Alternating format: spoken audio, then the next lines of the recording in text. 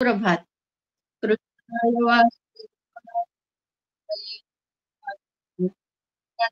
क्लेशनाशाय गोविंदाय नमो नमः.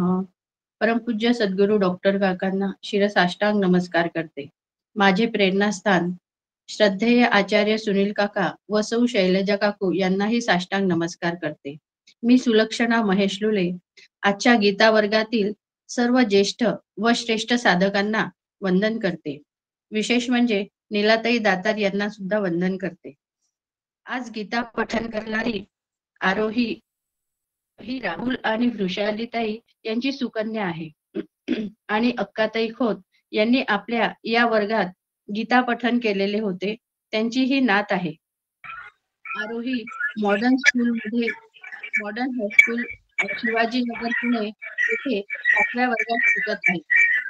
ती 12 वर्षाची आहे. आरोही, तुला खूप खूप शुभेच्छा. तू गीता पठणाला सुरुवात करू शकते.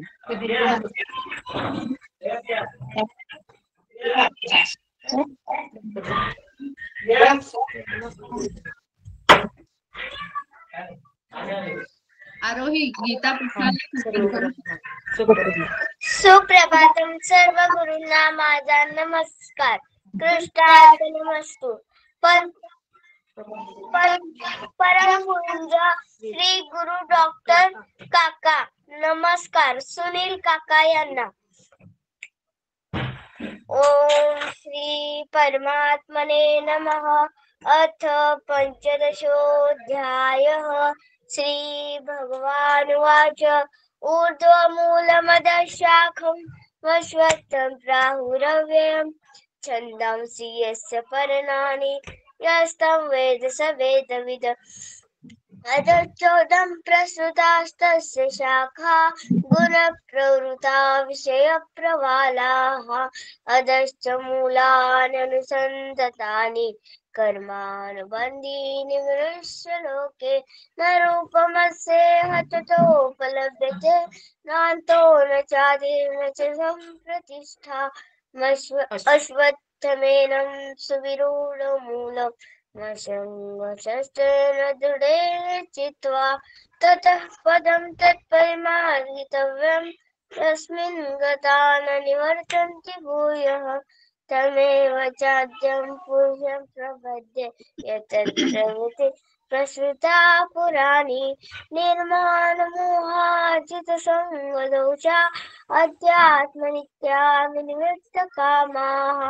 द्वन्द्वैर्विमुक्ता सुखदुःखसंज्ञे गच्छन्त्यमूढा पदमव्ययं तत्.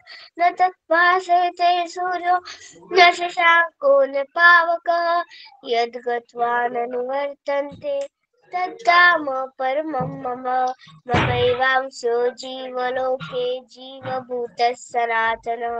मनःषष्ठानीन्द्रियाणि प्रकृतिस्थानि कर्षति. शरीरं यद्वाप्नोति यच्चाप्युत्क्रामतीश्वरः गृहीत्वैत्वानि संयाति वायुर्गन्धानि वाशयात्. स्तोत्रं चक्षुस्पर्शनं च रसनं घ्राणमेव च अधिष्ठाय मनश्चाय विषयानुपसेवते. उत्क्रामन्तः स्थितं वापि भुञ्जानं वा गुणान्वितं विमूढानानुपश्यन्ति पश्यन्ति ज्ञानचक्षुषः.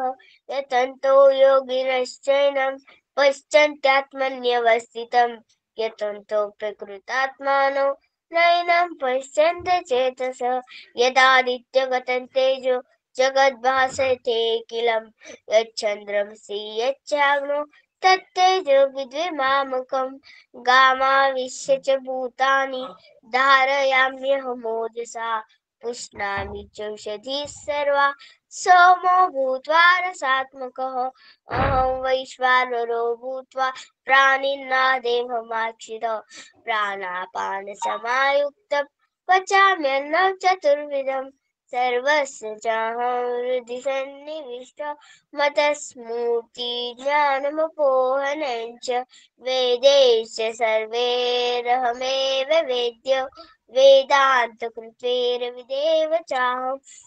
द्वामिमौ पुरुषो लोके चरचाक्षर एव च सरः सर्वाणि भूतानि कूटस्थोऽक्षर उच्यते उत्तमपुरुषस्तम्यं परमात्मेतुदारतः यो लोकत्रयमाविश्य विभत्य ईश्वरः यस्माक्षरगतीतोऽहं सरादपि चोत्तमः अतोऽस्मि लोके वेदे च प्रतितः पुरुषोत्तमः यो यो मामेवं सम्मूढो जानाति पुरुषोत्तमम् स सर्वभजति मां सर्वभावेन भारत इति गुह्यतमं शास्त्रमिदमुक्तं मया नघ एतद्बुद्ध्वा बुद्धिमान् स्यात् कृतकृत्यश्च भारत ॐ तत्सदिति श्रीमद्भगवद्गीतासूपनिषत्सु ब्रह्मविद्यायां योगशास्त्रे श्रीकृष्णार्जुनसंवादे पुरुषोत्तमयोगो नाम पञ्चदशोऽध्यायः हरये नमः हरये नमः हरये नमः धन्यवाद।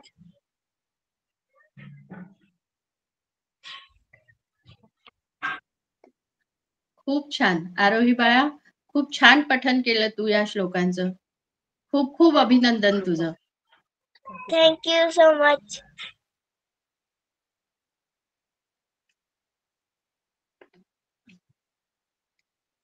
मागील मागील वर्गामध्ये श्री शंकर काका कुलकर्णी यांनी श्लोक क्रमांक 4 याचे चिंतन सादर केले. आज या श्लोकाचा आपण थोडा गोषवारा बघूया. भगवंतांनी या अध्यायामध्ये स्वतःचे गूढ रहस्य शिष्याला प्रगट करून दाखविले आहे. शिष्याला स्वतःच्या स्वरूपाचे ज्ञान व्हावे म्हणून गीतेचे पूर्ण सार प्रतिपादन केले आहे. ब्रह्मसत्य जगत मिथ्या, जीवो ब्रह्मैक नापराहा. नामरूपात्मक जग मिथ्या आहे. जीव हाच परब्रह्म स्वरूप आहे, हे यातील सार आहे. हे सार बुद्धीत सतत हॅमर करायचे आहे. पूर्णत्व म्हणजे काय याचे वर्णन यात केलेले आहे. दुःख हे अपूर्ण आहे आणि आनंद हेच पूर्ण आहे. उदाहरण म्हणजे काकांनी उदाहरण दिले आहे की माझे पोस्ट ग्रॅज्युएशन राहून हे अपूर्णत्वच आहे. लौकिकातील अपूर्णता या श्लोकाच्या अभ्यासातून पूर्ण करायची आहे. संसार वृक्षाला अश्वत्थाची उपमा दिलेली आहे.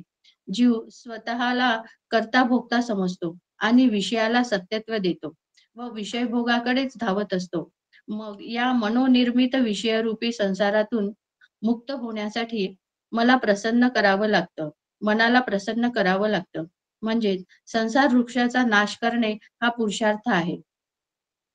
संसार वृक्षाचे मूळ काय आहे तर अविद्या आहे. या अविद्येला विवेक आणि वैराग्याने दूर करायचे आहे. वृक्षाचे मूळ समूळ नष्ट करायचे आहे तर साधकांनी साधन चतुष्टय संपन्न असावं लागतं. सर्व कर्म संन्यास घेऊन शास्त्राचे श्रवण करावे लागते. या अनन्य भक्तीने श्री गुरूंना शरण जावं. स्वतःला समर्पित करावे लागणार आहे. ईश्वर शरणागती म्हणजे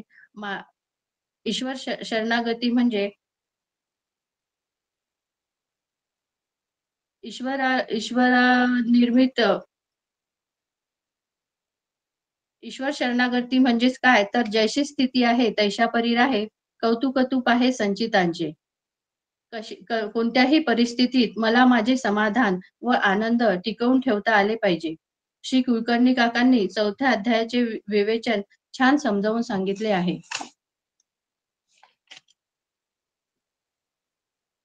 आज श्लोक क्रमांक 5 निर्माण मोह या विषयावर चिंतन करणारे वक्ते यांचा आपणाला परिचय करून देते. श्री राहुल शरदराव भानेगावकर, राहणार पांढरकवडा. राहुल दादा शासकीय आश्रम शाळेमध्ये ज्युनियर लेक्चरर आहेत. यांनी मागील वर्षी मे महिन्यामध्ये आचार्य डॉक्टर सुनील काका यांच्याकडून अनुग्रह घेतला आहे. राहुल दादा हे राहुल दादा यांना प्रकल्प कार्यालयाकडून आदर्श पुरस्कार प्राप्त झालेला आहे. विदर्भ साहित्य शाखा पांढरकवडा येथे ते सचिव पदावर कार्य करीत आहे. राहुल दादा यांना विनंती करते त्यांनी आजच्या चिंतनास सुरुवात करावी. रामकृष्ण हरी. धन्यवाद. राहुल, गेलेला वेळ हो. घ्यायचाय. हा काका, काही हरकत नाही, गेलेला वेळ घ्यायचाय, पुढे जास्त वेळ घ्यायचा. बरं बरं काका, ठीक. गुरुर्ब्रह्मा गुरुर्विष्णू गुरुर्देवो महेश्वरा, गुरु साक्षात परब्रह्म तस्मै श्री गुरुवे नमः. तस्मै श्री गुरुवे नमः. मुनींमध्ये सर्वश्रेष्ठ मुनी जो कोणी असतील तर ते महर्षी व्यास. संतांमध्ये सर्वश्रेष्ठ संत म्हणजे आपण ज्ञानेश्वर माऊली यांना म्हणतो. तर आचार्यांमध्ये सर्वश्रेष्ठ कोण असतील तर आदि शंकराचार्य. नाना प्रकारच्या मतमतांतरांनी त्रस्त झालेल्या भारतीय लोकात समन्वय साधून भारतीय मनाला भेदामध्ये अभेद पाहण्याची शिकवण ज्यांनी दिली अशा आद्य गुरु शंकराचार्यांना सर्वप्रथम वंदन करतो. शंकराचार्यांचं अद्वैत वेदांत तत्वज्ञान सर्वसामान्य लोकांसाठी खुलं करून आपल्या तळहातावर ब्रह्म आणून दाखवला. ब्रह्म आत्मा म्हणजे दुसरे तिसरे काही नसून ही आनंद स्वरूपता आहे आणि त्या स्वरूपामध्ये आपल्याला राहायचं आहे. सुखरूप व्हायचे, सुखाने जगायचे आणि त्याच सुखामध्ये हे शरीर आणि जग सोडून द्यायचे, इतका सोपा परमार्थ करून सांगणारे परमपूज्य डॉक्टर श्रीकृष्ण देशमुख काका यांना वंदन करतो. असा अभ्यास आपल्याकडून रोज प्रेमाने सक्तीने करून घेण्याचं कौशल्य ज्यांच्यामध्ये आहे, प्रवचनाच्या माध्यमातून आम्हा सर्वांना रोज भावसमाधी लावणारे, मंत्रमुग्ध करणारे असे सद्गुरू श्री सुनील काका यांना वंदन करतो. परिसासोबत राहून स्वतःही परीस झालेल्या माऊली सौभाग्यवती शैलजा काकू यांना वंदन करतो. नीला काकू, त्याचबरोबर 15वा अध्याय मुखोद्गत असलेली आणि आपल्या अतिशय गोड आवाजामध्ये जिने सादरीकरण केलं, इतकं गोड सादरीकरण आहे की त्याच्यामध्ये चुकांकडे अजिबात लक्षच जाऊ नये माणसांचं. इतकं सुंदर आरोहीने या ठिकाणी 15व्या अध्यायाचं पठन केलेलं आहे. खूप खूप धन्यवाद बेटा. आजच्या या प्रवचनचं सूत्रसंचालन करणाऱ्या सुलक्षणाताई लुले यांनाही वंदन करतो. आपण सर्व वेदांत शास्त्राचे सर्व अभ्यासक साधकवृंद यांना वंदन करून आजचा आपला 15वा अध्यायाचा 5व्या श्लोकाला आपण सुरुवात करूया. 15वा अध्याय पुरुषोत्तम योग आणि 5वा श्लोक आहे, निर्माण मोहा जित संग दोषा अध्यात्म नित्या विनिवृत्त कामा द्वंद्वैर्विमुक्ता सुख दुःख संज्ञे गच्छन्त मूढा पदमं व्यंतत. त्याचा अनुवाद असा आहे की जे मान व मोह रहित झालेले आहेत, ज्यांनी आसक्तीरूपी दोष जिंकला आहे, जे अध्यात्म चिंतनामध्ये नित्य तल्लीन आहेत, ज्यांची कामना समूळ नष्ट झालेली आहे आणि सुखदुःखरूपी द्वंद्वामधून मुक्त झालेले आहेत, असे जे ज्ञानी असतात त्या अविनाशी परमपदाला प्राप्त होतात. अध्यात्माचा अभ्यास करत असताना अनेक प्रश्नांना सामोरे जावं लागतं. त्यातल्या त्यात तरुण असलं की मित्र मंडळी सगळेजण विविध प्रश्न आपल्याला विचारत असतात. माझ्या एका मित्राने मला विचारलं की श्रीमद भगवद्गीतेचा अभ्यास करणं आमच्यासाठी तर तसं अशक्य आहे. 18 अध्याय, 700 श्लोक, वेळेची कमतरता. आम्हाला एका ओळीमध्ये जर तुला श्रीमद भगवद्गीता सांगता आली तर खूप छान होईल. म्हटलं तसं तर सांगणं अत्यंत कठीण आहे, पण तरीही सर्वसामान्य लोकांच्या दृष्टिकोनातून, आध्यात्मिक लोकांच्या दृष्टिकोनातून नाही तर सर्वसामान्य लोकांच्या दृष्टिकोनातून श्रीमद भगवद्गीतेची एका ओळीमध्ये जर आपल्याला व्याख्या करायची असेल तर ती करता येईल की भावनेपेक्षा कर्तव्य श्रेष्ठ. भगवद्गीतेमध्ये आपल्याला माहिती आहे की अर्जुनाला युद्ध करायचं आहे माहीत असूनही रणांगणावर जेव्हा अर्जुन येतो तेव्हा त्या ठिकाणी तो भावनाविवश झालेला आहे आणि भगवान श्रीकृष्ण त्याला त्या ठिकाणी समजावून सांगतात, ज्ञान देतात, सत्संग देतात आणि त्याच्या माध्यमातून त्याला कर्तव्याची जाणीव करून देतात. म्हणून भावनापेक्षा कर्तव्य श्रेष्ठ, हे भगवद्गीतेचा सार आहे असं मला वाटतं. याचं दुसरं उदाहरण बघायचं झालं तर तानाजी मालुसरे यांचं बघता येईल आपल्याला. आधी लगीन कोंडाण्याचे मग रायवाचे. सिंहगडावरचं जेव्हा जे युद्ध सुरू होतं, ते युद्धामध्ये हे जे वाक्य त्यांनी त्या ठिकाणी बोलून दाखवलं, हा श्रीमद भगवद्गीतेचा सारांश आहे. ज्यांना हा सारांश कळतो त्यांना श्रीमद भगवद्गीता कळाली असा त्याचा अर्थ होतो.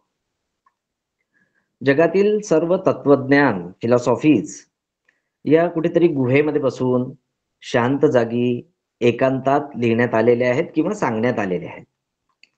हेगेलचं तत्वज्ञान असेल, शोपेनहॉवर असेल, ग्रीक तत्वज्ञ होऊन गेलेले आहे सॉक्रेटिस, प्लेटो आणि एरिस्टॉटल, कांट आहे, जॉन लॉक आहे, कार्ल मार्क्स आहे. खूप सारे तत्वज्ञान जीवनामध्ये पूर्ण जगामध्ये लिहिण्यात आलेले आहेत, पण हे सगळे एकांतामध्ये लिहिलेले आहेत, शांत जागी बसून लिहिलेले आहेत. पण श्रीमद भगवद्गीता हे एकमेव असं तत्वज्ञान आहे जे कुरुक्षेत्रावर, रणांगणावर, युद्धभूमीवर, संघर्षमय परिस्थितीमध्ये सांगण्यात आलेलं आहे. प्रत्येकाचं जीवन हे संघर्षमय आहेच, आणि त्या प्रत्येक कठीण प्रसंगामध्ये कसं वागायचं हे गीता आपल्याला शिकवते. ज्याप्रमाणे ऋषींनी वेदांच्या ऋचा ऐकल्या म्हणून त्याला श्रुती ग्रंथ असं म्हणतात.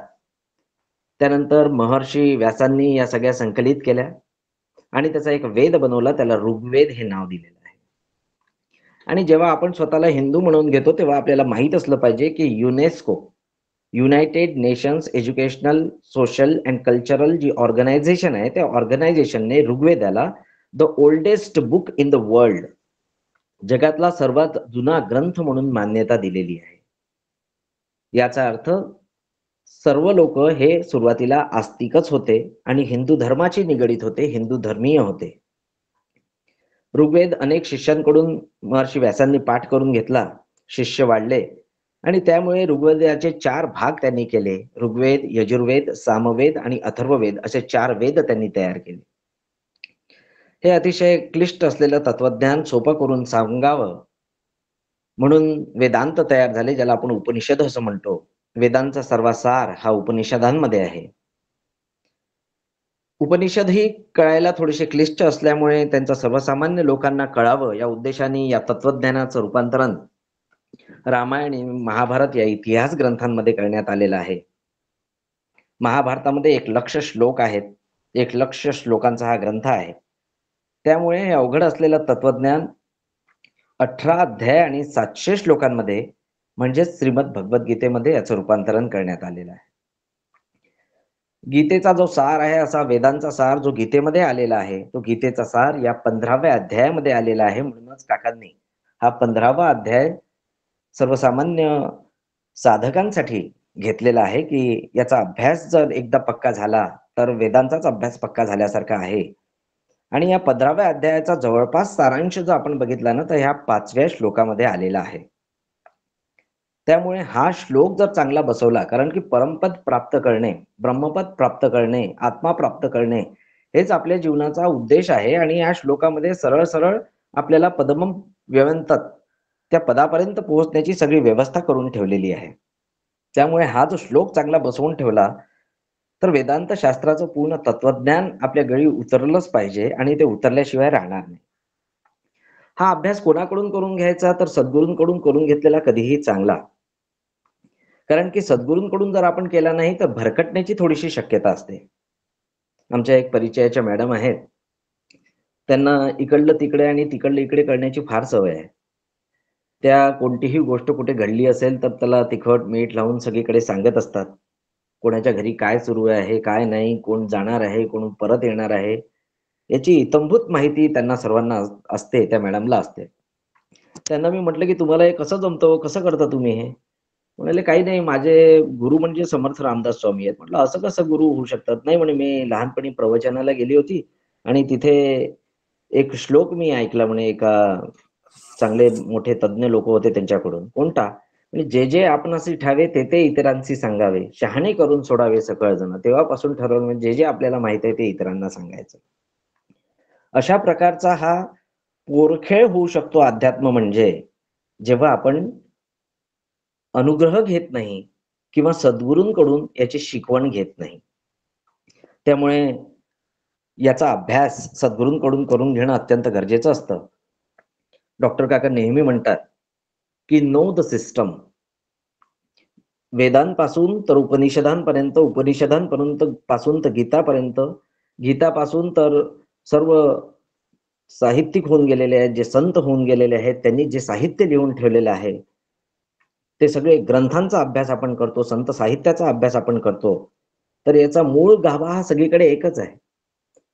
तो मूळ गाभा समजून घेतला की आपल्याला सगळं समजणं सोपं जातं आणि ब्रह्म म्हणजे काय याचं सुद्धा ज्ञान आपल्याला प्राप्त होतं. म्हणून नो द सिस्टम ही पूर्ण सिस्टम पहिले आपण सद्गुरूंकडून समजून घेतली पाहिजे, त्याचा पाया पूर्ण पक्का केला पाहिजे.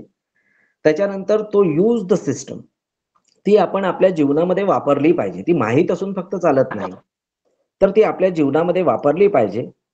त्याच्यापासून गेट द रिझल्ट, आपल्याला त्याचे रिझल्ट्स मिळाले पाहिजे. आणि मी ब्रह्म आहे हा त्याचा रिझल्ट आहे, तो आपल्याला प्राप्त झाला पाहिजे. आणि त्याच्यानंतर फॉरगेट द सिस्टम, याचा अर्थ हे सगळं विसरून जाणं नाही. सद्गुरूंना विसरायचं, ग्रंथांना विसरायचं, भगवद्गीतेला विसरायचं असं नाही, तर याला सगळ्यांना बाजूला ठेवायचं आणि आपलं जे ध्येय आहे ते आपण प्राप्त करून घ्यायचं, या सगळ्यांच्या आधाराने, असा त्याचा अर्थ होतो. वेदांत तत्वज्ञान हे आपल्याला कळलं पाहिजे.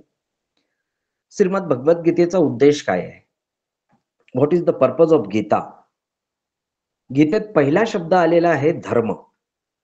धर्मक्षेत्रे कुरुक्षेत्रे समवेतायुत्सवा मामकाः पांडवाश्चैव किम कुर्वत संजय. पहिला शब्द आहे धर्म.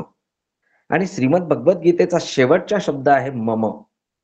यत्र योगेश्वर कृष्णो यत्र पार्थो धनुर्धर तत्र श्री विजयो भूतीर ध्रुवा नीतिर्मतिर्मम. 18व्या अध्यायामध्ये 78वा श्लोक आहे. त्याचा शेवटचा शब्द आहे मम. मम म्हणजे माझा, आणि पहिला शब्द आहे धर्म. माझा धर्म जाणणे, माझा मूळ स्वभाव जाणणे, माझं स्वरूप जाणणे, हा श्रीमद भगवद्गीतेचा एकमेव उद्देश आहे. श्लोकाला जेव्हा सुरुवात होते तेव्हा श्लोक आहे निर्माण मोहा. जे खोटी प्रतिष्ठा आणि मोह रहित आहेत, ही पहिली पायरी श्रीमद भगवद्गीतेची आहे, या 5व्या श्लोकाची आहे. की पहिले काय करायचं आहे की परमपदाला आपल्याला प्राप्त व्हायचं असेल तर पहिली पायरी आहे की आपण खोटी प्रतिष्ठा जी मोहाने निर्माण झालेली आहे, पहिले मोह निर्माण होतो आणि मोह निर्माण झाली की खोटी प्रतिष्ठा निर्माण होते, त्याच्यातून आपल्याला मुक्ती मिळवायची आहे. मी देह आहे व हे जगत सत्य आहे म्हटल्यावर खोट्या प्रतिष्ठेला प्रारंभ होतो व त्यामुळे आपल्याला परमपद कधीही प्राप्त होऊ शकत नाही. जीवन जगत असताना आपण एक एक थर लावून घेत असतो. जिथे मी ब्रह्म आहे हा माणसाचा मूळ गाभा असतो, त्याला थर म्हणता येत नाही, ही मूळ स्थिती आहे. पण मी ब्रह्म आहे याच्यानंतर मी शरीर आहे, इथपासून जे थर लागणं सुरू होऊन जातात, मग ते थरांचा मोठमोठा गठ्ठा तयार होत जातो आणि आपण आपलं मूळ स्वरूप विसरत जातो. एका गावामध्ये एक व्यक्ती आला होता नोकरीच्या निमित्ताने, आणि त्या गावामध्ये त्याचे पाहुणे वगैरे नसल्यामुळे त्याला असं वाटलं की एका गावाच्या बाहेर आपण एक छानसं मंदिर करावं, जेणेकरून आपल्याला जाण्या येण्यासाठी एक जागा राहील. त्याने एक गणेशाची मूर्ती आपल्याजवळ आणलेलीच होती. ती गणेशाची मूर्तीची स्थापना त्यांनी गावाच्या बाहेर एक छोटंसं मंदिरासारखं केलं आणि त्या ठिकाणी केली. काही दिवस निघून गेले. एक दिवस एक दुसरा माणूस आला, हनुमंताचा भक्त होता आणि त्याला वाटलं की आपण हनुमंताचे एवढे मोठे भक्त आहोत, आपले बरेच कामं हनुमंतांनी केली, त्याच्यामुळे त्यांनी शेंदूर आणि तेल विकत घेतलं आणि हनुमानाचं मंदिर शोधत होता. संध्याकाळची वेळ होती, त्याला गणेशाची मूर्ती व्यवस्थित दिसली नाही. त्याला वाटलं की गावाच्या बाहेर आहे म्हणजे हीच हनुमंताची मूर्ती असावी. त्यांनी शेंदूर आणि तेल भरपूर गणेशाच्या मूर्तीला लावलं आणि ती हनुमंताची मूर्ती तयार झाली.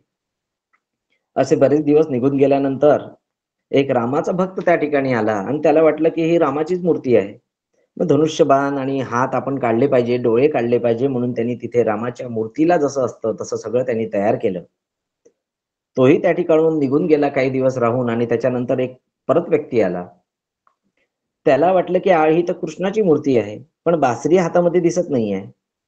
म्हणून त्यांनी संध्याकाळच्या वेळेस बासरी हातामध्ये ठेवून ती श्रीकृष्णाची मूर्ती तयार केली.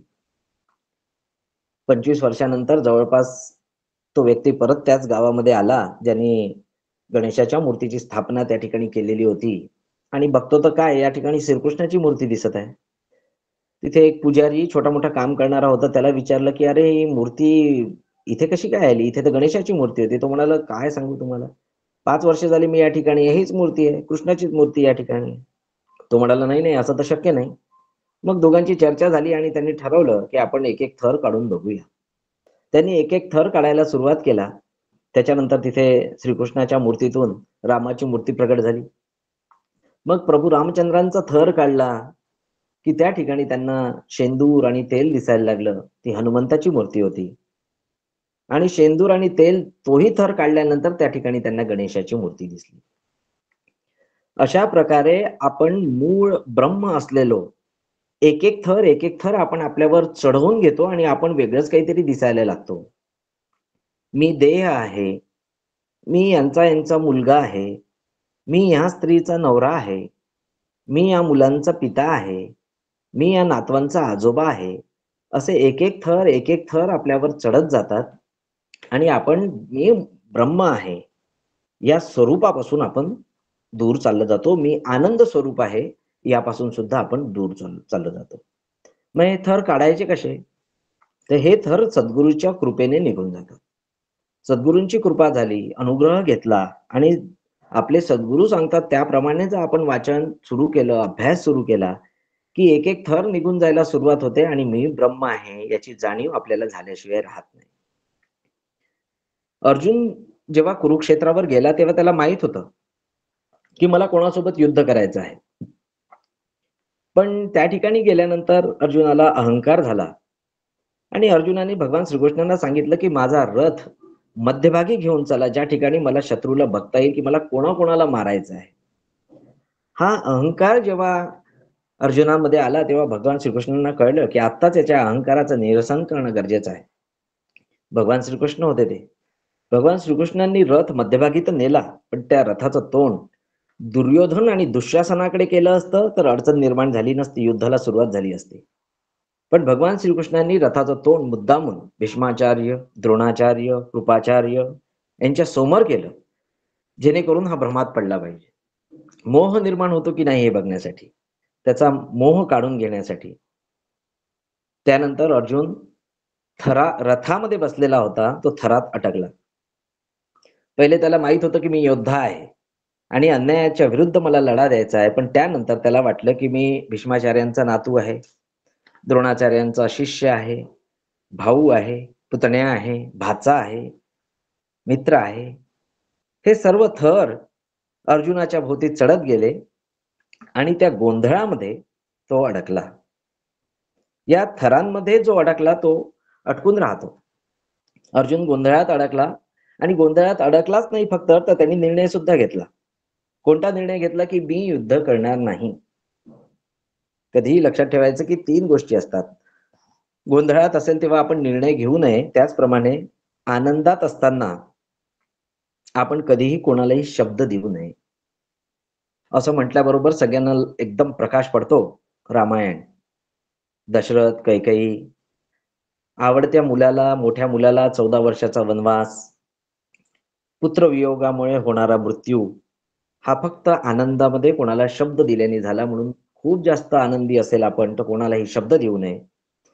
क्रोधामध्ये असेल तेव्हा शब्द उच्चारू नये, शांत राहावं. आणि गोंधळात असेल तेव्हा निर्णय घेऊ नये. गोंधळात निर्णय चुकण्याची शक्यता असते, म्हणून सद्गुरूंना विचारावं. काही अडचणी असेल तर विचारावं. जेव्हा आपण कन्फ्यूज होतो, गोंधळात अटकतो, तेव्हा विचारलं पाहिजे. अर्जुनांजवळ भगवान श्रीकृष्ण होते. अध्यात्म त्या ठिकाणी त्यांना उपलब्ध होतं, सत्संग उपलब्ध होता. पण तरीही अर्जुनानी याची काळजी न करता सरळ निर्णय घेतला की मी युद्ध करणार नाही. आणि त्याचे स्पष्टीकरण सुद्धा तो देऊ लागला. पूर्ण पहिल्या अध्यायामध्ये, दुसऱ्या अध्यायाच्या काही सुरुवातीला सुद्धा त्याचं स्पष्टीकरण त्यांनी दिलेलं आहे की यांना मारून मला काय मिळणार आहे, हे सगळे माझे आप्त आहेत, स्वकीय आहेत. भगवान श्रीकृष्णांनी त्यांची बाजू ऐकून घेतली. आध्यात्मिक साधना म्हणजे हेच असतं की कोणी बोलत असेल तर आपण सुरुवातीला प्रथम ऐकून घेतलं पाहिजे आणि त्याच्यानंतर आपलं मत मांडलं पाहिजे. भगवान श्रीकृष्णांनी अर्जुनाच्या सगळ्या गोष्टी ऐकून घेतल्या आणि जवळजवळ दुसऱ्या अध्यायामध्ये 11व्या श्लोकापासून श्री भगवान उवाच सुरू होत. त्यानंतर भगवान श्रीकृष्णांनी अर्जुनाचे सगळे थर एक एक एक एक एक एक काढले आणि मग शेवटी अर्जुनाला म्हटलं, अर्जुन म्हणतो, नष्टो मोहा स्मृतिर्लब्धा. माझा मोह नष्ट झालेला आहे, सगळे थर निघून गेलेले आहेत आणि मी आता फक्त योद्धा आहे, बाकी कोणीच नाही. हे केवळ सद्गुरूंनी शक्य होतं. म्हणून एक प्रॅक्टिस आहे, wherever, whenever and whatever you are, be 100%. ही आध्यात्मिक साधना आहे. याच्यातून कळणार की आपण कुठे आहोत. आपण जेव्हा सत्संगामध्ये असतो, केव्हा आहोत सत्संगामध्ये? सध्या आहोत. जेव्हा सुनील काकांचं प्रवचन सुरू असतं तेव्हा आपण सत्संगामध्ये असतो. आपण कोण असतो? आपण सत्संगी असतो. मग सत्संगामध्ये असतो, वर्तमानात असतो त्यावेळेस, आणि काकांचा सत्संग आपण ऐकत असतो, सत्संगी म्हणून ऐकत असतो, त्यावेळेस आपण 100% सत्संगी असलं पाहिजे. ही आध्यात्मिक साधना आहे. जे काम ज्या वेळेस करतो त्या कामामध्ये संपूर्ण 100% लक्ष असणं, हीच आध्यात्मिक साधना असते. हा मोह, निर्माण मोह याला म्हणतात. आणि हे सद्गुरु कृपेने आपल्याला मोह काढून टाकता येतो. मान, सन्मान आणि मोह याच्या पुढे जाऊन आपण आपला विचार केला पाहिजे. दुसरी साधना याच्यामध्ये सांगण्यात आलेली आहे ती आहे जितसंग दोषा. संग दोष आपण जिंकला पाहिजे. असं मन तयार केलं पाहिजे की ज्याच्यामध्ये संघाचे दोष निर्माणच होऊ नये. विषयाच्या संघाने दोष निर्माण होतात, त्यामुळे साधूंचा संग करावा असं म्हणतात. भागवतामध्ये, कपिल गीतेमध्ये याचं वर्णन आलेलं आहे. कपिल देव किंवा कपिल मुनी म्हणतात, संत साधू कोण आहेत ते ओळखा. सर्वप्रथम ते ओळखता आलं पाहिजे व त्यांना ओळखून त्यांचा संग केला की आसक्तीतून मुक्ती मिळते आणि दोषातून मुक्ती मिळते. मग कपिल देव सांगतात की साधू कोण आहे? जो सहन करणारा आहे, ज्याच्या मनात करुणा आहे, जो अजात शत्रू आहे, जो शांत आहे, त्याला साधू म्हणतात. तर करुणा हा शब्द आलेला आहे. शिक्षणाचा उद्देशच मुळात संवेदनशीलता निर्माण करणं आहे. शिक्षणाचा उद्देशामध्ये 5 पायऱ्या सांगितलेल्या आहेत. त्याच्यामध्ये पहिली पायरी आहे की शिक्षित झालं पाहिजे.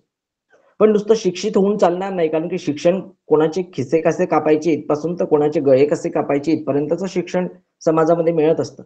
म्हणून नुसतं शिक्षित होणं अपेक्षित नाही, तर ते सुशिक्षित असलं पाहिजे. ते चांगलं शिक्षण असलं पाहिजे, ते समाजाच्या विघातकसाठी न वापरता समाजाच्या चांगल्या गोष्टींसाठी ते आपल्याला वापरता आलं पाहिजे. म्हणून ते सुशिक्षित पाहिजे. त्याच्यानंतर सुसंस्कृत पाहिजे. काकांनी सुसंस्कृत कसं व्हावं याचं सुंदर उदाहरण या प्रवचनमालेच्या माध्यमातून दिलेलं आहे. ज्येष्ठ या प्रवचनमालेमध्ये अटॅच आहेच, युवकांनाही काकांनी अटॅच करून घेतलेला आहे. आणि त्याचबरोबर लहान मुलांच्या गोड आवाजामध्ये जेव्हा आपण श्रीमद भगवद्गीतेचे अध्याय ऐकतो, याला संस्कृती असं म्हणतात. आणि ही संस्कृती आपण जपली पाहिजे. म्हणून शिक्षित होणं अपेक्षित नाही, नुसतं सुशिक्षित होणं अपेक्षित नाही, सुसंस्कृत होणं अपेक्षित आहे. आणि सुसंस्कृत झाल्यानंतर माणसानं सृजनशील राहिलं पाहिजे. नुसतं आपल्याला ब्रह्म प्राप्त झाला म्हणून शांत बसून चालणार नाही, तर आपल्याच्यानी जे जे करता येईल ते भगवंत आपल्याकडून करून घेत असतो, हे आपण केलं पाहिजे. आणि सगळ्यात शेवटी जे आहे, शिक्षणाचा मूळ उद्देश जो आहे तो आहे संवेदनशीलता. ही शिक्षणाची उद्दिष्ट आहेत, अध्यात्माची उद्दिष्ट आहेत. भावनेपेक्षा कर्तव्य श्रेष्ठ. आपलं कर्तव्य प्रामाणिकपणे केलं पाहिजे. आणि शिक्षणाचं उद्दिष्ट आहे संवेदनशीलता, जी करुणा आपण म्हणतो. कुत्र्याच्या मागे कुत्रा भाकरी घेऊन पळाला म्हणून तुपाची वाटी घेऊन पळणे याला करुणा असं म्हणतात. आपल्याला सगळ्या संतांची उदाहरणं माहिती आहे. ज्ञानेश्वर महाराजांवर जेवढे अन्याय झाले, जेवढे अत्याचार झाले, जेवढा त्रास सहन करावा लागला, त्याच्या 1%ही त्रास आपल्याला कधी आयुष्यामध्ये सहन करायला मिळत नाही. तरीही लोकांबद्दलची करुणा पसायदानाच्या माध्यमातून ज्ञानेश्वर महाराज जेव्हा व्यक्त करतात, तेव्हा आपल्याला साधू म्हणजे काय याची जाणीव होते. व ते सर्व संघ विवर्जित सुद्धा आहेत. अशा संतांचा संघ आपल्याला मिळाला पाहिजे, अशी प्रार्थना कपिल देवांनी भागवतामध्ये केलेली आहे. सत्संग केला की विषयाचा संघ निघून जातो. काका म्हणतात की देह, कुटुंब इत्यादीचा संघ सोडावा, पण त्यासाठी शरीर किंवा कुटुंब सोडण्याची गरज नाही. आणि समर्थ रामदास स्वामींनी आपल्याला समजावून सांगितलेलं, आधी प्रपंच करावा नेटका, मग घ्यावे परमार्थ विवेका. त्याचबरोबर आपण जर प्रपंच व्यवस्थित केला नाही तर खायलाही मिळेल नाही, आणि खायला जर मिळालं नाही तर अध्यात्म, प्रपंच, अध्यात्म किंवा मोक्ष हे सुद्धाही आपल्याला प्राप्त होण्यासाठी अडचणी निर्माण होऊ शकतात. अशा प्रकारचा संदेश त्यांनी आपल्याला दिलेला आहे. फक्त काय करायचं आहे तर देहावरचे आणि कुटुंबावरचे अनावश्यक प्रेम आपल्याला भगवंताकडे किंवा सत्संगामध्ये वळवायचे आहे. भजगोविंदम मध्ये खूप सुंदर एक श्लोक शंकराचार्यांनी घेतलेला आहे. सत्संगत्वे नित्संगत्वम, नित्संगत्वे निर्मोहत्वम, निर्मोहत्वे निश्चलतत्वम, निश्चलतत्वे जीवनमुक्ती, भज गोविंदम भज गोविंदम. सत्संगाचं त्यांनी महत्व सांगितलेलं आहे की सत्संगामधून फक्त सत्संगामध्ये असणंच अपेक्षित नाही, तर सत्संगातून निस्संगत्व निर्माण झालं पाहिजे आणि निस्संगातून मोह गेला पाहिजे. निर्मोहत्वम. अर्जुनाचा जसा मोह गेला तसा आपला सर्वांचा मोह निघून गेला पाहिजे. या संसाराच्या जाळातून आपण मुक्त झालो पाहिजे. आणि निर्मोह जेव्हा होतो तेव्हा निश्चल तत्व, जे कधीही बदलत नाही, अढळ असं तत्व, स्थिर असं तत्व, मी ब्रह्म आहे असं तत्व आपल्याला प्राप्त होतं. आणि ते निश्चल तत्व प्राप्त झालं की जीवन मुक्ती होते. जसा गीतेमध्ये 15व्या अध्यायामध्ये हा 5वा श्लोक आहे की ज्याच्यामध्ये परमपदाला प्राप्त होण्यासाठीच डायरेक्ट सीडी आपल्याला उपलब्ध करून दिलेले आहे भगवान श्रीकृष्णांनी. त्याचप्रमाणे या भजगोविंदम मध्ये शंकराचार्यांनी आपल्याला जीवनमुक्तीचं डायरेक्ट तत्वज्ञान या श्लोकाच्या मार्फत दिलेलं आहे की जीवनमुक्तीसाठी खूप काही करायची गरज नाही. छोट्या छोट्या पायऱ्या आहेत, 3-4 पायऱ्या जर व्यवस्थितरित्या पार केल्या तर आपण जीवनमुक्त होऊ शकतो. आपण ब्रह्मस्वरूप आहो याची जाण आपल्याला होऊ शकते. जे आपलं स्वरूप आहे आनंद स्वरूप ते आपल्याला प्राप्त होऊ शकतं. जेथे सत्य सांगितलं जाते त्याला सत्संग असं म्हणतात. पण आजकाल आपल्याला बऱ्याच ठिकाणी सत्संग दिसतो. गोरी गोरी गैया गोरे गोरे बाल, काली काली गैया काले काले बाल, 2-2, 3-3 तास भजनं म्हणत राहायची. आणि त्या भजनाचं रूपांतर मग काही दिवसानंतर भांडणात होतं. काही यवतमाळचाच एक किस्सा मला काही दिवसांपूर्वी ऐकायला मिळालं होतं की एका स्त्रीला सायकियाट्रिस्टची गरज पडली. वेडसरपणा आलेला आहे थोडासा. का बरं, याचं कारण विचारलं मी, तर माहित पडलं की भजनाला जात होती ही आणि भजनामध्ये काही बायकांनी त्यांना भजन म्हणू दिलं नाही किंवा भजनामध्ये व्यवस्थित त्यांना स्थान दिलं नाही. तर त्याच्यामुळे त्यांच्या मनामध्ये विक्षेप निर्माण झाला. आणि म्हणजे हे प्रवचनाच्या माध्यमातून, अध्यात्माच्या माध्यमातून काय शिकायचं असतं, तर आपण भजन करतो आणि त्याला सत्संग असं समजतो आणि तेवढाच सत्संग करण्याच्या भानगडीमध्ये अनेक प्रॉब्लेम्स निर्माण होतात. त्याच्यामुळे सत्य ज्या ठिकाणी सांगितलं जातं त्याला सत्संग असं म्हणतात. ती एक पायरी आहे भजन कीर्तन. त्याच्या माध्यमातून आपण सत्संग केला पाहिजे आणि निस्संगत्व होऊन, निर्मोहत्व होऊन, निश्चल तत्व प्राप्त करून जीवनमुक्ती करून घेतली पाहिजे. सत्संगामुळे अपेक्षित काय आहे, तर सत्संगामुळे परिवर्तन अपेक्षित आहे. आणि परिवर्तन हे दुसऱ्यांमधलं नाही, तर परिवर्तन हे आपल्यांमधलं परिवर्तन आपल्याला अपेक्षित आहे. कुरुक्षेत्रावर जेव्हा अर्जुन गांडीव धनुष्य उचलू शकत नव्हता, त्याचे हात थरथर कापत होते आणि मी युद्ध करणार नाही असं अर्जुन म्हणत होता. त्यानंतर श्री भगवान कृष्णांचा सत्संग अर्जुनाला लाभला. त्यानंतर अर्जुनाने युद्ध केलेच नाही, तर ते जिंकले सुद्धा. असे परिवर्तन अपेक्षित आहे सत्संगाने आपल्याला. मी ब्रह्म आहे हे तत्व जीवनात उतरवणे याला सत्संग असं म्हणतात. मी देह नाही, मी जीव नाही, मी मन नाही, ही भावना जेव्हा दृढ होते ना तेव्हा त्याला सत्संग असं म्हणतात. सत्संग कसा करावा, तर तो गायीसारखा करावा. गाय काय करते की जे भेटलं ते सगळं खाते, भरपूर खाते. कोटी पोटात ती कुठेतरी ते सगळं साठवून ठेवते आणि त्यानंतर परत एका जागी शांततेने बसते. अन्न तोंडात आणून त्यात लाळ मिसळून बारीक करून ती खात बसते. त्याला आपण शब्द वापरतो रवंथ करणे. तसंच आपण सुद्धा रवंथ केलं पाहिजे सत्संगाचं. 1 तास काकांचं प्रवचन ऐकलं की काकाच्या प्रवचनातून आपल्याला काय घेता येईल, आपल्यासाठी काय योग्य आहे काय नाही हे विवेकाने सगळं बरोबर ठरवायचं. आपल्याकडे 23 तास उरतात 1 तासाचं प्रवचन झाल्यानंतर. त्या 23 तासामध्ये याचं चिंतन करायचं आणि विवेकाने हे सगळं ठरवून त्याच्यामध्ये विचार मिसळून आपण कसं वागायचं हे ठरवायचं. याला सत्संग असं म्हणतात. म्हणून गायीसारखा रवंथ करत सत्संग केला पाहिजे. काही काही जण प्रोफेशनल सत्संगी असतात. मी त्यांना नाव दिलेलं आहे प्रोफेशनल सत्संगी. प्रोफेशनल सत्संगी म्हणजे सत्संग एकही सोडायचा नाही आणि आपल्यामध्ये परिवर्तनाची अपेक्षा अजिबात ठेवायची नाही. लोकांमध्ये परिवर्तन झालं पाहिजे. आम्ही अभ्यास करतो आणि लोकांमध्ये परिवर्तन कसं होईल? ज्याची तब्येत खराब झालेली आहे त्यालाच मेडिसिन घ्यावं लागेल. त्याच्या जागी दुसरा माणूस आपण डेप्यूट करू शकत नाही, ठेवू शकत नाही. म्हणून प्रोफेशनल सत्संगी होऊ नका. सत्संग एक एक ऐकणे मी सत्संग ऐकल्यानंतर माझ्यामध्ये एक गुण मी घेतो की काय आपल्यामध्ये परिवर्तन करणं अपेक्षित आहे. आणि हे परिवर्तन लोकांना सांगणं सुद्धा अपेक्षित नाहीये. ते लोकांच्या लक्षात आलं पाहिजे की हा अध्यात्म करतो, मी अध्यात्म करतो, मी अध्यात्म करतो, मी अध्यात्माच्या मार्गाला आहे, मला याचा फरक पडत नाही. असे उच्चार जर आपल्याकडून निघत असेल तर समजायचं आपण त्या मार्गाला नाही. लोकांना लक्षात आलं पाहिजे की हा तो व्यक्ती आहे जो अध्यात्माच्या मार्गाला लागलेला आहे. म्हणून अशा प्रकारचा सत्संग आपल्याला अपेक्षित आहे. सत्संग ज्यांना जमत नसेल त्यांनी 3 गोष्टी करणं अपेक्षित आहे. सुसंगती वाढवायची. जीवनामध्ये जेवढं सुसंगत आपल्याला राहता येईल, जेवढं चांगल्या लोकांसोबत राहता येईल, हा विवेक आपल्याला असला पाहिजे की चांगलं कोण आणि वाईट कोण.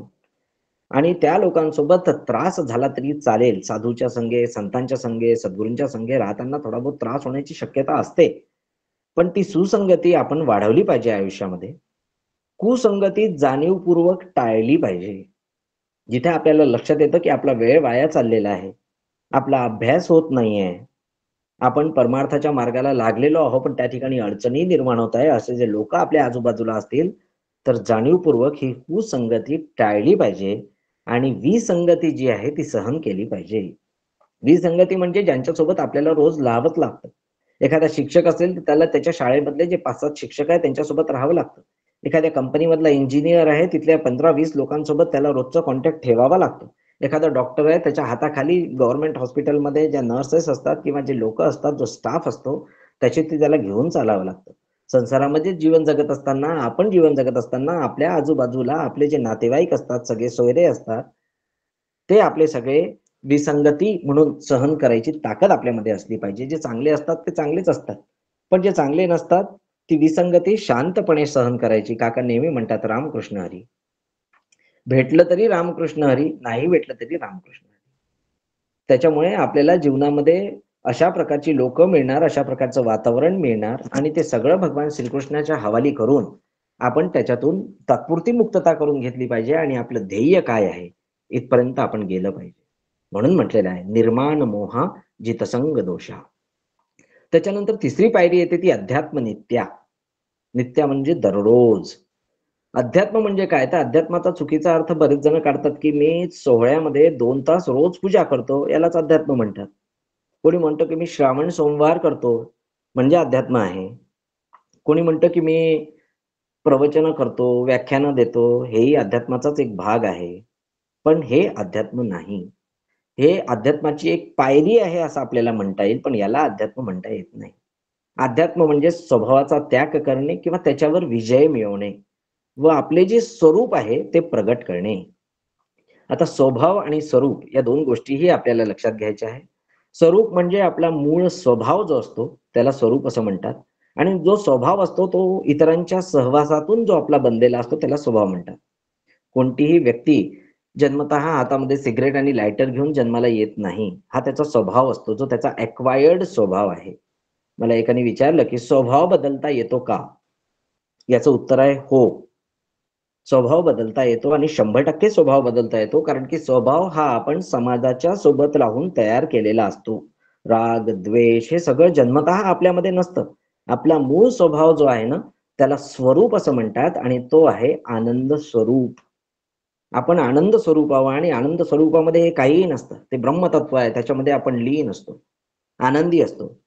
हे सगळे जे आपल्याला लागतात थर, ते सगळे ॲक्वायर्ड आपले स्वभाव असतात. म्हणून हे सगळे आपल्याला सोडून देता येतात.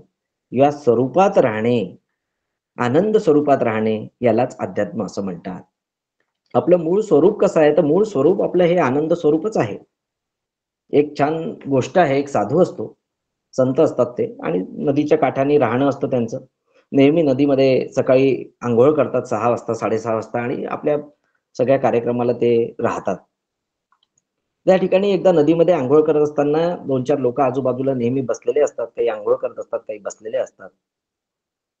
ते संत जेव्हा अंघोळ करत होते तेव्हा त्यांना एक किडा पाण्यामध्ये बुडताना दिसला. रेतीवरून तो पाण्यामध्ये पडला आणि पाण्यामध्ये बुडताना दिसल्यानंतर त्या संतांनी त्याच्या जवळ गेले आणि तो किडा हातामध्ये उचलण्याचा प्रयत्न केला. जेव्हा त्यांनी तो हातामध्ये उचलला तेव्हा त्यांना तो चावला.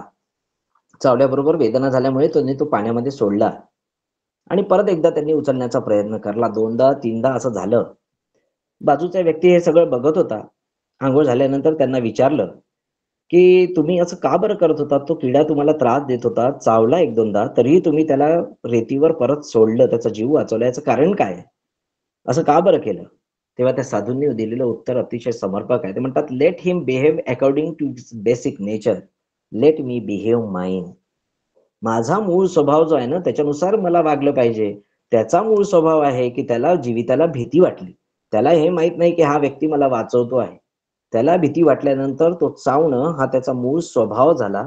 याला स्वरूप असं म्हणतात आणि माझं मूळ स्वरूप जे आहे, ते हे आहे, की बुडणाऱ्याला मी वाचवलं पाहिजे. माझं आनंद स्वरूप जे आहे, त्या हिशोबाने मी वागलेलो आहे. म्हणून याला स्वरूप असं म्हणतात. हे आनंद स्वरूप आपलं आहे. आपला स्वभाव हा वेगळा आहे. तो आपण बदलू शकतो. नित्य अध्यात्मात राहणं म्हणजे काय आहे? Live at zero complaint level. आध्यात्मिक जीवन म्हणजे तक्रार शून्य जीवन असतं. आयुष्यामध्ये कधीही कोणत्याही गोष्टीची तक्रार न करता आनंद स्वरूपाकडे प्रगती करत राहणं, यालाच अध्यात्म असं म्हणतात. याचं सुंदर उदाहरण प्रभू रामचंद्रांचं आहे. ज्या दिवशी ते राजा होणार होते संपूर्ण पृथ्वीचा, त्या दिवशीच त्यांना कळलं, की 14 वर्षाचा वनवास आपल्याला होणार आहे. कोणालाही दोष न देता, जिथे सगळे छान वस्त्र घालण्याची वेळ आली होती, सोने, हिरे, जवाहरात घालण्याची वेळ आली होती, त्यावेळेस वल्कलं घालून, कोणालाही दोष न देता, कोणतीही कंप्लेंट न करता ते वनवासाला निघून गेले. याला म्हणतात तक्रार न करता जीवन जगणं. 5ही बोटं जीवन जगत असताना सारखी नसतात आणि त्याची मजाच त्याच्यामध्ये आहे. 5ही बोटं कधीही सारखी नसतात आणि त्याच्यामुळेच आपल्याला जेवण छान करता येतं, कोणती वस्तू व्यवस्थित पकडता येते. जीभ चावल्या गेल्यानंतर आपण कोणत्या पोलीस स्टेशनला जाऊन कंप्लेंट करतो? की दातांविरुद्ध कंप्लेंट करतो? की शरीराकडे कंप्लेंट करतो, की दातांनी जीभ चावल्या गेल्यामुळे 2 दात तोडून टाकण्यात यावे? कारण की कंप्लेंट करणं हे शरीराच्या बाबतीत जसं आपण ठेवत नाही, तसंच अध्यात्माच्या बाबतीतही आपण लक्षात ठेवलं पाहिजे. मी नेहमी म्हणत असतो, की शाळेमध्ये आपण कंप्लेंट बॉक्स जो आहे तो वर ठेवून देऊ. छोट्या-छोट्या गोष्टीच्या कंप्लेंट नको. घरामध्ये सुद्धा कंप्लेंट बॉक्स हा सगळ्यात टॉपला असला पाहिजे. कोणाचाच हात नाही पुरला पाहिजे. अध्यात्म करत असताना तक्रार शून्य जीवन जगणे ही पायरी आहे एक आणि ती पायरी ओळखून आपण वागलं पाहिजे. त्याच्यानंतर अपेक्षा शून्य जीवन जगणे. ही अध्यात्माची एक पायरीच आहे. अध्यात्म नित्य दररोज एक पायरी चढत आपण आपल्या ध्येयापर्यंत पोहोचलं पाहिजे. Live at zero expectation level. अपेक्षा शून्य जीवन जगता आलं पाहिजे.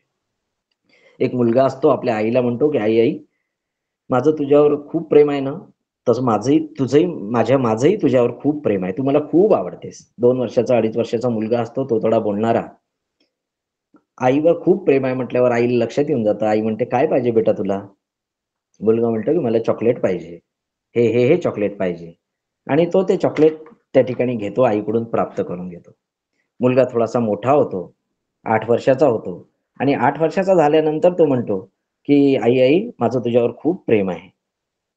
आई म्हणते आईला समजून येतं. आई म्हणते, "काय पाहिजे बेटा तुला? कोणतं खेळणं पाहिजे?" "मला ते खेळणं पाहिजे." मग आई त्याला ते खेळणं घेऊन देते. मुलगा थोडा मोठा होतो, 15 वर्षाचा होतो. आईला म्हणतो, "आई तू मला खूप आवडतेस." आई म्हणते, "कुठे जायचं आहे पिकनिकला? कोणत्या मित्रांसोबत जायचं आहे सांग. किती पैसे लागतात ते सांग." मुलगा परत थोडा मोठा होतो, 25 वर्षाचा, 26 वर्षाचा होतो. आईला म्हणतो, "आई तू मला खूप आवडतेस गं." आई म्हणते, "कोणती मुलगी आहे? कुठे राहते?" बोलते बाबांसोबत, काकांसोबत, सगळ्यांसोबत. मुलगा अजून मोठा होतो, 40 वर्षाचा होतो आणि म्हणतो, "आई तू मला खूप आवडते." आई म्हणते, "म्हटलं होतं लग्न करू नकोस. भोग आता." त्या ठिकाणी मुलाला आईकडून सहानुभूतीची अपेक्षा असते. मुलगा 60 वर्षाचा होतो आणि म्हणतो, "आई तू मला खूप आवडतेस गं." आई म्हणते, "मी कोणत्याही कागदांवर सही करणार नाही." 2 वर्षांच्या मुलापासून जी अपेक्षा सुरू होते, ती 60 वर्ष झाले, 70 वर्ष झाले, तरीही आपल्या अपेक्षा काही संपत नाही आणि प्रत्येकाकडून आपण अपेक्षा करत जातो आणि अपेक्षाचं कारणच आहे, की आपण दुःखी होतो आणि या सुख-दुःखाच्या चक्रामध्ये आपण अटकलो, की परत आपल्याला जन्म-मरणाचा साथ घ्यावा लागतो आणि आपल्याला मुक्ती मिळणं कठीण जाते. याच अध्यात्मामध्ये खूप जास्त पर्यायांवर अवलंबून न राहता झिरो चॉईस लेव्हलवर जीवन जगणे, ही अध्यात्माची एक पायरी आहे. ती आपण लक्षात घेतली पाहिजे. आध्यात्मिक साधना म्हणजे खूप सारे चॉईसेस नको. कपडे असो, बूट असो, जे काही आपण करतो आहे त्याच्यामध्ये कमीत कमी चॉईस लेवलवर आपल्याला जीवन जगता येणं याला अध्यात्म असं म्हणतात. आध्यात्मिक साधना म्हणजे 12 महिने 24 तास साधनेमध्ये राहणे, आनंदी राहणे, याला अध्यात्म असं म्हणतात. सुरुवातीला हे आपल्याला भगवंतांनी देऊन ठेवलेलं आहे. गाढ झोपेमध्ये जेव्हा असतो आपण, तेव्हा आपण आनंद स्वरूप असतो. ही एक झलक आहे आपल्याला दाखवण्यासाठी. तसंच आपल्याला उरलेल्या 18-19 तासांमध्ये सुद्धा राहता आलं पाहिजे. आनंद स्वरूपामध्ये राहता आलं पाहिजे. एकही क्षण त्याच्यापासून आपण दूर नाही राहू शकलो पाहिजे. ही खरी आध्यात्मिक साधना आहे. म्हणून म्हटलेलं आहे, अत्यंत दुःख निवृत्ती ही निरतिशय आनंदस्य प्राप्ती. अत्यंत दुःख निवृत्ती झाली पाहिजे आणि कशावरही आधारित नसलेला आनंद हा 24 तास आपल्याला प्राप्त झाला पाहिजे. ही खरी आध्यात्मिक साधना आहे. आणि विषयावर आधारित नसलेला आनंद जेव्हा आपण प्राप्त करतो ना, ही खरी आध्यात्मिक साधना होते आणि याच्यानंतर जे होतं ते कामना नाहीशा होतात. भोगवासना आणि विषय वासना नाहीशा झाल्या की सर्व कामना नाहीशा होतात. काम म्हणजे इच्छा, आकांक्षा, महत्वाकांक्षा. नियोजित असतं ते आपल्याला मिळतच आणि अपेक्षित जे असतं ना त्याला कामना म्हणतात. काकांचं खूप छान काकांनी उदाहरण दिलेलं आहे की डॉक्टरकीची प्रॅक्टिस करत असताना रोज 500 रुपये खिशामध्ये आले पाहिजे, हे झाली अपेक्षा. आणि आज काय मिळालेले आहेत हे झालं नियोजित. किती पेशंट यायचे हे आपण ठरवू शकत नाही. त्याचप्रमाणे आपल्याला किती पैसे कमवायचे आहेत या दृष्टिकोनातून प्रयत्न करणं ठीक आहे. पण मला एवढेच मिळाले पाहिजे आणि तेवढेच मिळाले पाहिजे, ही झाली अपेक्षा. ही अध्यात्मामध्ये नाही, संसारामध्ये चालून जाते. पण आध्यात्मिक माणूस म्हटलं की अपेक्षा शून्य असलं पाहिजे, अपेक्षित नको. जे नियोजित आहे त्यावर जो आनंदित होतो त्याला मोह कळाला, कामना कळाली, माया कळाली असा त्याचा अर्थ होतो. काकूने आपल्याला सांगितलेला शब्द लक्षात राहतो की सावध, साक्षेपी आणि दक्ष जे लोक राहतात ना ते आध्यात्मिक जीवन जगतात. म्हणून आपण नेहमी सावध असलं पाहिजे, साक्षेपी असलं पाहिजे आणि दक्ष असलं पाहिजे. सण, वार, व्रत, वैकल्य, पारायण हे म्हणजे अध्यात्म नाही, हे बिंबवून घेतलं पाहिजे आणि त्या उद्देशाने वागण्याचा प्रयत्न केला पाहिजे. त्याला अध्यात्म असं म्हणतात. आणि हे नित्य असलं पाहिजे, नित्य अध्यात्मात असलं पाहिजे. म्हणून निर्माण मोह जितसंग दोष, संग दोष जिंकला पाहिजे आणि त्याच्यानंतर नित्य अध्यात्मामध्ये राहिलं पाहिजे. ही तिसरी पायरी आहे. आणि त्याच्यानंतर विनिवृत्त कामाहा ही चौथी पायरी आहे. कामना रहित, इच्छा रहित, अपेक्षित न करता नियोजित जे आहे त्याच्यावर आधारित राहणं असा आपला स्वभाव असला पाहिजे. असा आपला मूळ स्वभाव झाला पाहिजे. आणि त्याच्यानंतर काय होतं, द्वंद्व विमुक्त सुखदुःख सज्ञाय, त्याच्यानंतरची पायरी आहे. आशा व कामनांचा त्याग केला की सुखदुःखाच्या द्वंद्वामधून आपली मुक्ती झालीच पाहिजे आणि ती करून घेणं आपलं मुख्य काम आहे. कबीर म्हणतात, कबीरा खडा बाजार में मांगे सबकी खैर, ना काहू से दोस्ती ना काहू से बैर. दोस्ती केली की वैर आलंच म्हणून समजा. म्हणून ह्या द्वंद्वामधून, सुखदुःखाच्या द्वंद्वामधून खूप दुःख आहेत. लाभ, हानी, यश, अपयश, जय, पराजय ही सगळी द्वंद्वच आहेत. या सगळ्या द्वंद्वांमधून आपण निघालं पाहिजे आणि मुख्य द्वंद्व सुखदुःखाचा आहे. ते आपण लक्षात घेतलं पाहिजे. छोट्या छोट्या गोष्टींनी सुख म्हटलं की दुःख आलंच. म्हणून सुखरूप हा शब्द वापरलेला आहे आपल्या आध्यात्मिक साधनेमध्ये अडचणी येऊ नये म्हणून. आनंद स्वरूप हा शब्द वापरलेला आहे की जिथे आपण सुखाची अपेक्षा करतो तिथे सुख आल्यानंतर दुःख 100% येणार. म्हणून सुखाकडे न जाता सुखरूपतेकडचा आपला प्रवास असला पाहिजे. ही अवस्था आपल्याला प्राप्त करून घेता आली पाहिजे. सुखदुःखात जीवन जगणारा माणूस कधीही सुखरूप होऊ शकत नाही. म्हणून हे जे द्वंद्व आहे या द्वंद्वातून मुक्ती करणं हेच आपलं अपेक्षा आहे. आणि त्याच्यानंतर गच्छंत मूढा पद्मम व्यंतत. गच्छंत मूढा असे जे ज्ञानी असतात, मूढ हा शब्द आपल्याला माहिती आहे.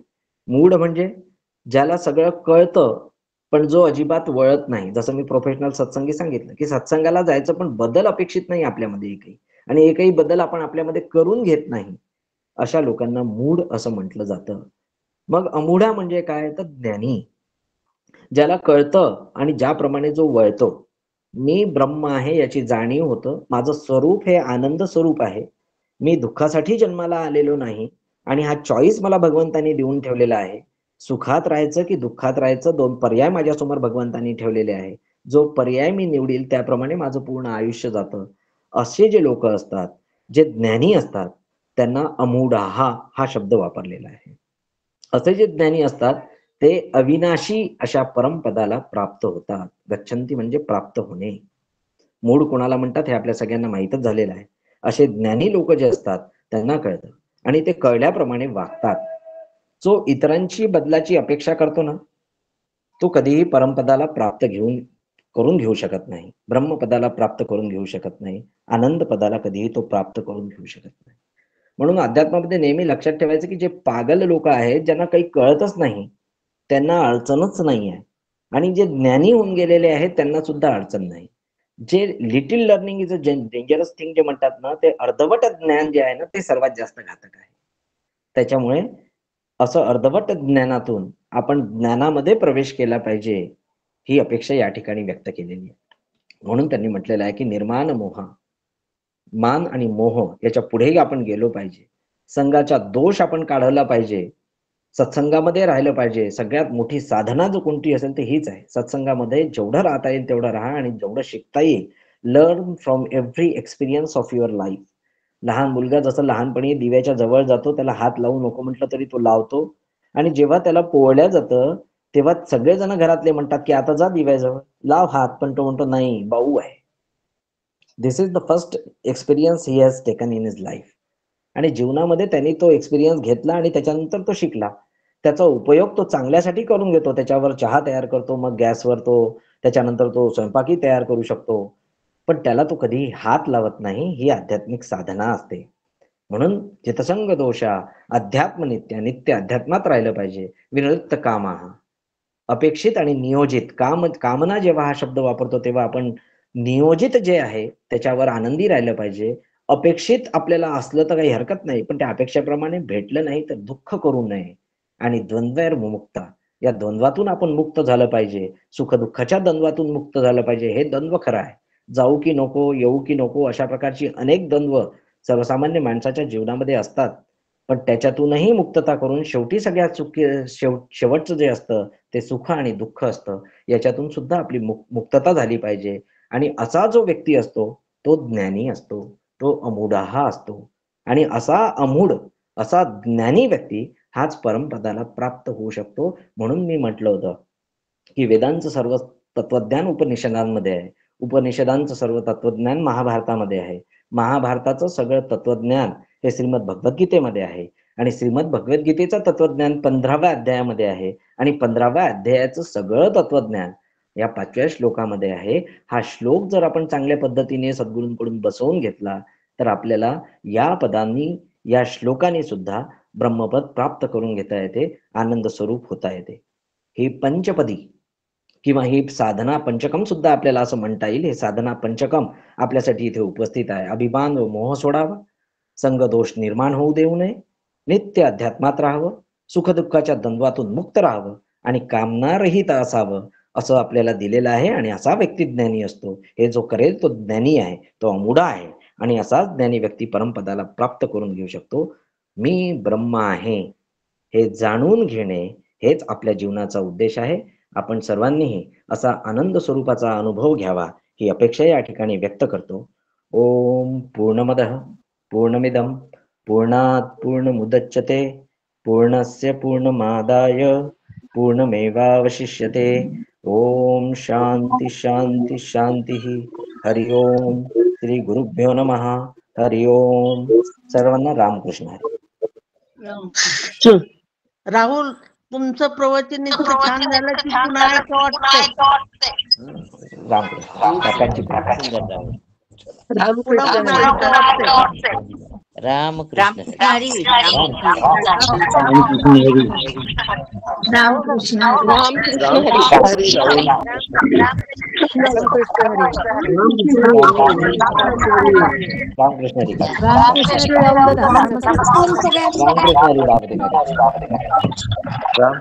रामकृष्ण हरी.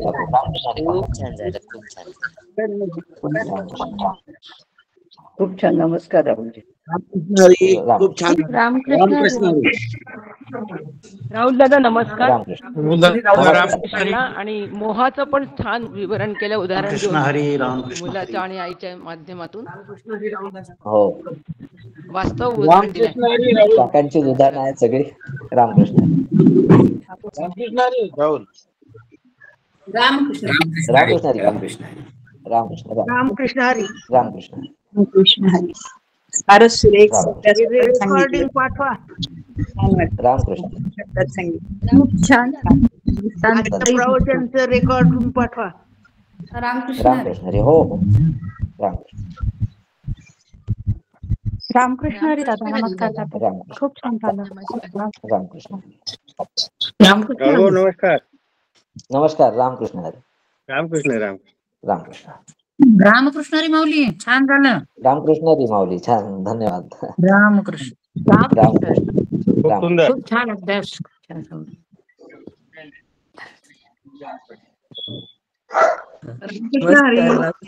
रामकृष्ण खूपच छान झालं. रामकृष्ण हरी निलाजी. रामकृष्ण कृष्ण हरी. अभ्यास खूपच छान करताय. काकांची कृपा आहे. काका सांगतात तसा अभ्यास करायचा.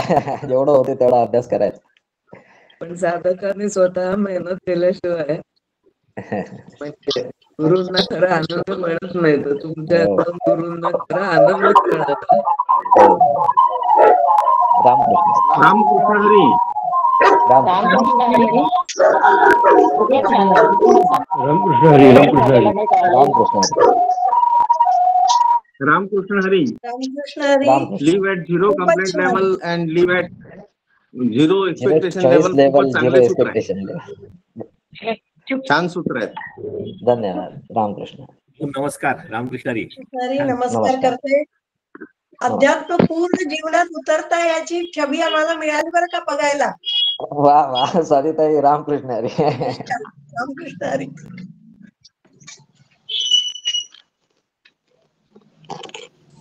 राहुल. रामकृष्ण हरी. रामकृष्ण हरी. छान संकल्पना छान मांडल्या. रामकृष्ण. धन्यवाद. खूप खूप छान छान. झालं. पुन्हा पुन्हा ऐका वाटतं. अरे रामकृष्ण.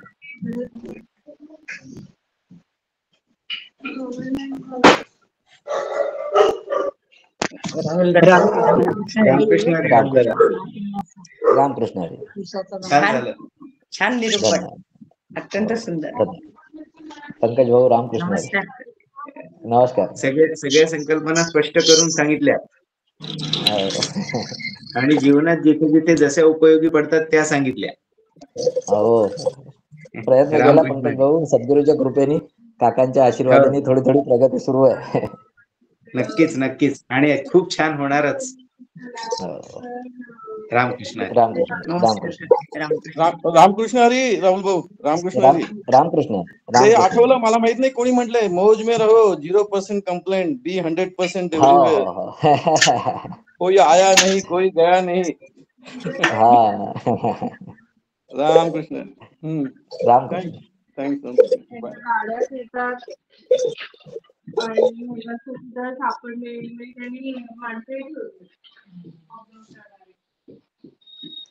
रामकृष्ण. रामकृष्ण हरी. रामकृष्ण. अतिशय छान. आणि धन्यवाद. प्रत्येक त्यातला कोटेशन वाचून जा. श्लोकातला प्रत्येक शब्द सुंदर घडून दाखवला आणि त्याच्या मागची संकल्पना एका उदाहरण देऊन खूप छान स्पष्ट केली. खूप छान अभ्यास झालाय. खूप सुंदर. रामकृष्ण. रामकृष्ण हरी. रामकृष्ण हरी राहुल भैया. रामकृष्ण हरी. दीदी. रामकृष्ण हरी.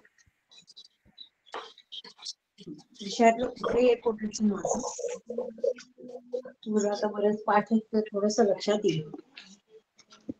राहुल. रामकृष्ण हरी. नमस्कार. खूप रामकृष्ण छान. हरी दादा. सुरेंद्र दादा. रामकृष्ण हरी. खूप छान.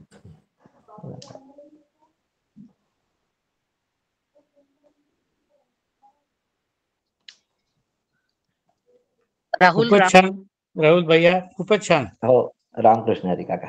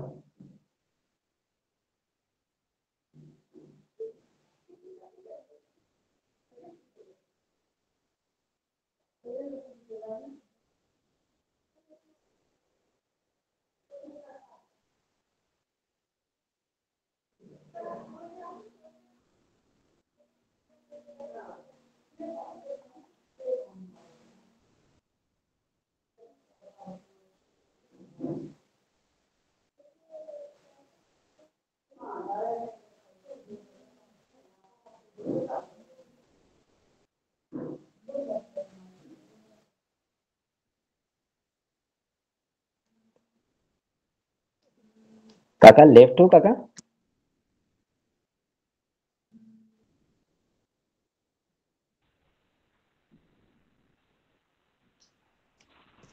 हॅलो